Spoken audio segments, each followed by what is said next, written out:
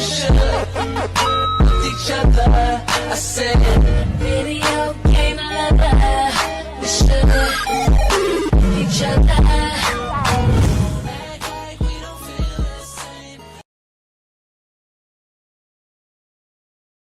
Dash. You piss me off to the point where I start to like it, unfortunately. Sakusa sighed under his mask. It felt nice to finally get away from the blonde who made annoying him one of his hobbies. Sakusa sat there looking at his phone screen, not noticing new messages coming in because he was thinking about how much Atsumu was a pain along with his cousin. Who's messaging you so much? Komori shuffled more to Sakusa's side of the bench. He curiously popped his face into Sakusa's phone screen. He saw the messages from Atsumu and smiled at his cousin. Reply. Don't wanna. Sakusa muted the notifications for his messages app and shoved his phone back into his pocket. A train ride of him having to tolerate his cousin, or in Komori's eyes having to tolerate Sakusa, really got me thinking your personal motto is fuck off. Sounds good, let me sleep now. Letting the hour on the train pass by the fastest was by sleeping. Sakusa was exhausted anyway. All the training and the little changes that were in his regular schedule was tiring. He felt like the time at the training camp was good practice for him, but every time they had to form groups for anything, the urge to put on headphones and put his music all the way up was growing each day. Surprisingly, Komori let him sleep after bothering him for a good 10 minutes. He let his body relax. He felt a bit better. The tenseness his body felt during the training camp left his body. Komori plus Atsumu made him go nuts, but it felt oddly comforting. Although he prays that he doesn't ever again in his life meet another person like Komori or Atsumu. Dash. Komori shook Sakusa's shoulder when the train was pulling up into the station. Get up, Kyo. We're here. Sakusa opened his eyes lazily and looked to the left where the window was. He got up and picked up his bag from below his seat. He put his backpack on and swung his duffel bag over his shoulder. Great. Let's get going. Sakusa yawned as he followed Komori off the train. As they were about to walk up the stairs to the exit of the station, Sakusa thought he heard something, so he turned around. Atsumu? He rubbed his eyes, thinking he was just hallucinating because he was still tired. He continued to walk up the stairs, trying to catch up to Komori, who was already at the top of the staircase. As he was about to get to the top of the stairs, he just heard someone yell in his ear. He jumped and looked to his left. Not this fucker again. Omi. Here. Sakusa narrowed his eyes and turned back around to walk back up the stairs. His head was definitely playing tricks on him. He thought his head was playing with him until the blonde ran in front of him and blocked him from going up any stairs. Stop ignoring me. Atsumu pouted and waved his hand slightly up and down as they were currently up to stop Sakusa from walking any further. Why are you here? Got on the wrong train. Haha. How the fuck did you manage to get on the wrong train? There were only 9 running. The trains that were running from around the training camp were cut down to a minimum because of a huge snowstorm that was planning to happen. Sakusa literally could not see how Atsumu messed up getting on the wrong train. It seemed like Atsumu got on the train right after Sakusa, which was going to the exact same destination. Did this airhead not know how to read? He didn't understand Atsumu. How could he not realize he was on the wrong train when the stops were called to get off and on at? It made his head hurt. It was a common mistake. Sakusa sighed when he heard Komori calling for him. He walked around Atsumu and continued up the stairs. He heard footsteps behind him, but he chose to ignore them. Once the two reached the top, Komori was standing at the glass doors, watching as the snow softly fall to the ground. Took you long enough. It started snowing. Komori turned around and his eyes widened. Atsumu. What are you doing here? Accidentally got on the wrong train. Atsumu walked from behind Sakusa and to Komori with a sulking face. Fucking dumbus. Don't be mean. Komori put his hands on his hip, trying to look intimidating. Again, it looked exactly like the same pathetic thing he did in the training camp. And once again Sakusa wanted to laugh about it. What happened? You're much farther away from Hyogo now. Maybe about 6 or maybe 7 hours? Seriously. Atsumu ran a hand through his hair and huffed. If he actually read where each train was going and paid attention, he wouldn't be further away from home with a huge snowstorm on the way. Well damn. The fact there were only 9 trains running in the station, yet he still mindlessly got on the wrong one. It just showed how full his mind was. Did someone tell you to go to the wrong terminal? No. I just ended up in the wrong place. I was surprised to see you here even though I left after you. The train we were on had a bit of a stall. But I'm pretty sure the train you went on had a bit of a different route but ended up here. Atsumu looked at the glass door. He could see that the snow was starting to fall. Soon his eyes averted to his phone. It was dead at the moment, so he couldn't call his parents nor brother. Atsumu frowned. This was a bit embarrassing for him. Meow. Atsumu got on the wrong train because his mind was long gone. He liked where his head was, but at the same time he didn't. It was odd. Did you maybe see if any trains were going to where you live? There were none.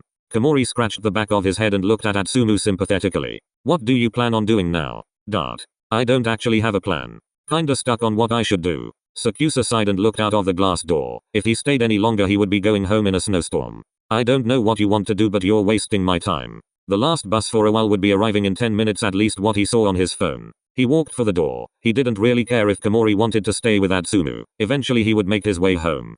But, unfortunately for him, Komori got in his way. He slumped his shoulders. He just wanted to go home so bad right now. Wait. First, how could you just try to leave me like that? Second, we have a friend in need. You have a friend in need, not me. Think you got the wrong person there. Komori rolled his eyes and faced Atsumu again. He flashed a smile. This couldn't be good. Forget him. He's not important. Full stop. Why don't you stay with us until the storm passes by? Sakusa looked at Komori with shocked eyes. He wanted a break, but luck was definitely not on his side. If Atsumu was staying, he would most likely bother Sakusa. Are you sure? Let's get going then.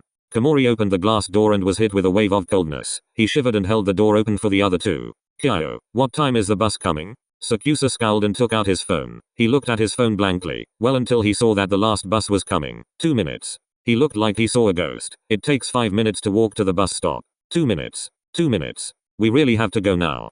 Komori started running to the direction of the bus stop, followed by Atsumu, who was following him. Sakusa huffed. He didn't want to miss the bus, but at the same time he really didn't want to run. He took a deep breath, trying to muster up the energy to run a whole block whilst holding his bags. His legs moved on their own, knowing he would have to do this for much longer if he missed that bus. He easily passed his cousin and Atsumu, 1 because he had a lighter load and 2 because personally he thought he was just faster than them. They turned the corner as the bus was pulling up. Komori waved his hands and made eye contact with the bus driver. The bus driver opened the door for the 3 who got on the bus panting. Komori dropped a $10,000 bill in the fare box and the 3 walked to the back of the empty bus. The 3 sat down with Atsumu and Komori sitting beside each other while Sakusa was sitting behind them. I totally overpacked. Same here. Sakusa leaned back into the chair, still panting a bit. No way in hell would he think he would have to run after the exhausting week he just had. His body felt so much more worn out than it had previously been, and it's all because of that blondie. When he had said that he would miss Atsumu too, he was contemplating if he should think that the universe took it too seriously or it was really just his horrible luck this past week.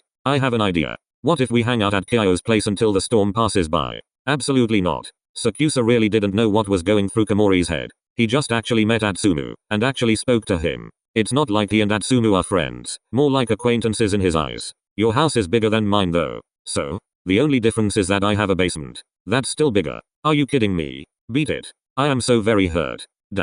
He had no fucking clue how it ended up this way. Komori was setting up his futon in the living room while Atsumu was taking a phone call in the hallway. From when they got on the bus until his house was a blur, he didn't remember saying his cousin and Atsumu could stay over. In his mind, Komori and Atsumu would have had lots of fun at Komori's house instead of his. He just wanted peace. Just for a little bit. Sakusa was sitting on the couch reading some news article about the most expensive TV show that popped up on his phone. His eyes scanned down his phone, waiting for whatever. I'm done. Komori stood up from the floor and put his hands on his hips with a blinding smile. Sakusa knew better. This smile was pure evil. Stop looking at me like that. By the way, when is Auntie getting home? Same as always. She ends at 8. Since the storm is coming, she might come home earlier. Is that how you talk about your mother? This is why I am the favorite. She prefers me over all you guys. You? Out of all her 3 other kids? Stop spitting out nonsense.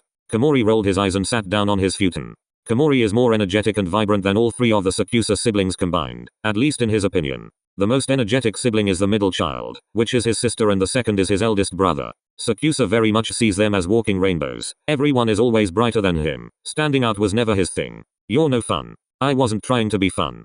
Komori stood up and walked towards the TV. He grabbed the remote on the coffee table and turned it on. He mindlessly flipped through the channels, not finding anything he thought was interesting. Your TV literally has no good channels. We got it changed, so it's only the channels mom likes. Just use Netflix. Komori was switching to the Netflix app when Atsumu walked back into the room. He had an annoyed expression on his face, but he soon wiped it off with a large grin. Sakusa had no clue how long Atsumu would be at his house, but for sure it would feel like eternity. Movie night. Yup. Kyo, go get a futon for Atsumu. He pointed his finger at Sakusa and stood tall with his chest popping out. Not this shit again. Sakusa closed the tab he was reading from and stood up from the couch, shoving his phone into his pocket. He made his way to the basement. Honestly, he really just wanted to drown in his bathtub at this point. Way to boss him around. Cool, isn't it? That little shit. He opened the door to the basement. He turned on his phone flashlight and started walking the steps. The person that did the layouts of his house must have made a mistake. What person doesn't put a light switch before going into a basement? There wasn't a light above the stairs, only in the room of the basement itself. He finally turned the light to the basement on and his phone flashlight off. He walked deeper into the room and looked around, but he was yet to see the pile of futons. Where'd they go? He grew frustrated. The futons are big as hell. It's almost impossible to miss them. If they weren't in the basement, he guessed that his mother had moved them to the attic for more space. He made his way up the stairs. Once he got to the top, he closed the door to the basement and made his way to the end of the hallway to the second floor. This is tiring. Sakusa finally found the extra futons in the very back of the attic. He gave Atsumu the futon to set up himself. Atsumu could do it by himself after all. Who was he to help? I mean, after all the shit he did? He sure as hell isn't doing any more than he's done. Sakusa ended up staying in the living room with the two because Komori insisted that he stayed with them. Honestly, he just sat there with the TV barely audible and Atsumu and Komori having the time of their lives fooling around. Card games. Online games. It all just seemed like what grade schoolers would do for a sleepover. Time went by. It was peaceful somewhat, at least without the rage fits when the Walking Sunshine and Rainbow duo lost a game. He sighed in relief when he heard the front door open. His mom got to come home early. She would definitely draw the attention away from him. Komori got up from his futon, making his way to the front door and gave his aunt a smile. Hey auntie. Hello dear. She closed the door and slipped off her shoes. She looked up at Komori with a tired smile and continued to walk into the house. You should have told me you were coming this evening.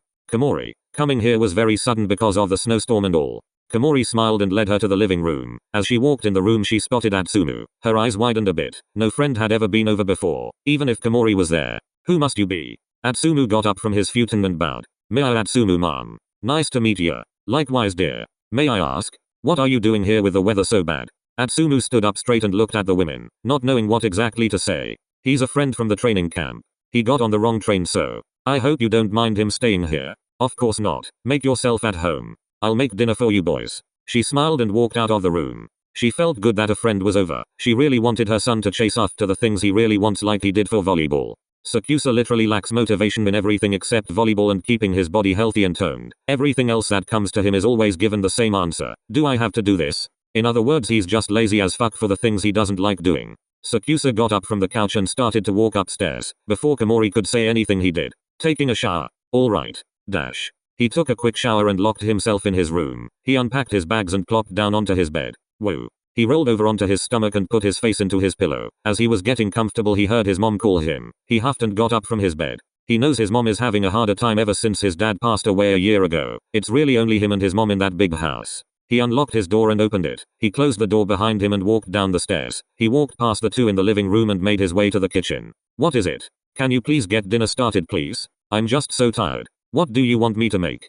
Anything you want dear. Thank you. Sakusa leaned down and gave his mom a kiss on the cheek, which she returned. She smiled at Sakusa and walked out the kitchen slowly. He really didn't see why his mom worked so hard all the time. Taking a break and letting her son do stuff for her wasn't her favorite thing. He washed his hands and opened the freezer, taking the frozen pieces of chicken and putting them on the counter. He couldn't believe he was about to make his own cooking for that blondie. Honestly, he could just make enough for everyone but Atsumu just to see his face afterwards, but he knew his mom wouldn't be proud. Dash. He finished making chicken teriyaki, which was easy enough for him. He walked out the kitchen down the hallway to his mom's room. He opened the door to see his mom completely passed out on her bed. His eyes averted towards the picture that was right beside his mom on the nightstand. It was the same picture they used at the funeral for his father. He let out a breath. It wasn't easy for him, but for his mom it was harder. Unfortunately, she would never move on. He closed the door and walked back into the living room. Food's in the kitchen and leave some. Mom didn't eat yet. Sakusa walked back up the stairs and back into his room. Both Komori and Atsumu heard the door close, or more like slam. What a party pooper. Guessing he's upset that I'm here. Nah. He's just tired. Dart. If you say so. Sakusa plopped down on his bed once again. He stuffed his face into his pillow and fell asleep. Just like that. Dash. Sakusa opened the doors to the gym for morning practice and walked in. He looked around to see no one had arrived yet. Even though practice started 5 minutes ago, he could care less. He could be alone for a while. Even though no one was in the gym, the volleyball nets were up. He didn't remember the team leaving them up yesterday. He thought it didn't matter though. Since he was all changed, he made his way to the storage room. He opened the door and pulled out the cart of volleyballs. He pulled the cart to where he wanted and took one out. He got in place. As he was about to actually move, he heard the gym doors open. He was about to have his alone practice time, but someone just had to ruin as he was just getting started. He turned his head angrily. Although when his eyes met the person that just walked in, he felt so much different things. What you doing here so early, Sakusa-kun? Sakusa furrowed his eyebrows. If anything, he should be asking the questions. Practicing early. So, why are you here? Atsumu chuckled and put his hands on his hips. Don't be silly. I came to unlock the gym, but I see you're already here. Unlock? The fuck is this guy going on about? Don't tell me you forgot about. I'm your lovely captain. Atsumu whispered something under his breath that Sakusa couldn't get. Then he started blushing. What was going on? Sakusa widened his eyes. He stared at Atsumu like he was crazy. What exactly did he mean? Dear old captain? What happened to his old captain, Lizuna? Atsumu doesn't go to his school, let alone live in the same prefecture as him. Atsumu stopped laughing when he looked at Sakusa's confused face. Sakusa didn't seem to like Atsumu very much, but he never gave Atsumu such a blank and confused face before. What's up with you? Atsumu closed the gym doors behind him and walked further into the gym. Atsumu walked closer to Sakusa and pouted. Sakusa's face didn't change one bit. I don't like it when you mean me here. You don't even let me call you Omi. Sakusa took a step back when Atsumu took one forward. He didn't quite get it when Atsumu said here. He had no clue what the hell was coming out the latter's mouth. Yeah, such a sadist Omi. Sakusa didn't care whether people were sad or not. It didn't affect him, so he didn't care. At least he thinks that a good enough reason for him not to be declared a sadist. Atsumu's smile widened when he just saw Sakusa standing there. He ran up to Sakusa and jumped on him. He swung his arms around Sakusa's neck and smiled at him. Their faces were at least a few centimeters apart. Before anything, Sakusa pushed Atsumu off him. He took a step back while Atsumu looked a bit hurt. Are you mad that I couldn't come yesterday? I'm sorry. Atsumu jumped, yet again on Sakusa, but this time they both fell over. Sakusa sat up and scooted back. He was shocked. At this point it could be called fear. I'll make it up to you. Let's see. A picnic at the beach. It was the middle of winter. Who the fuck is going to the beach at the time? Sakusa stood up fast and turned around. He couldn't face Atsumu. It was too awkward for him. No. Why don't you pick where we have a date then? Sakusa sat up quickly from his bed. He took deep breaths. He recalled what happened in his dream. Atsumu his captain? Him picking a date? He looked at the clock near his bed. It read 8:13. He looked towards the window to see the sun was already up. He turned onto his stomach and pulled his blanket over his head, covering him completely. Sakusa was about to fall back asleep when he remembered his mom. Knowing she would try to go to work in this horrible weather, he got out of bed and stretched out his arms. He unplugged his phone from the outlet near his computer desk and turned it on to see a couple of notifications from YouTube. Nothing more. He walked out his room and down the stairs. He peeked in the living room to see Atsumu and Komori sprawled out all over their futons that weren't even covering them. He never knew someone that slept worse than Komori. He turned around and walked out of the living room. He walked down the hallway and opened the door to his mom's room silently. He let out a sigh of relief when he saw her sleeping peacefully.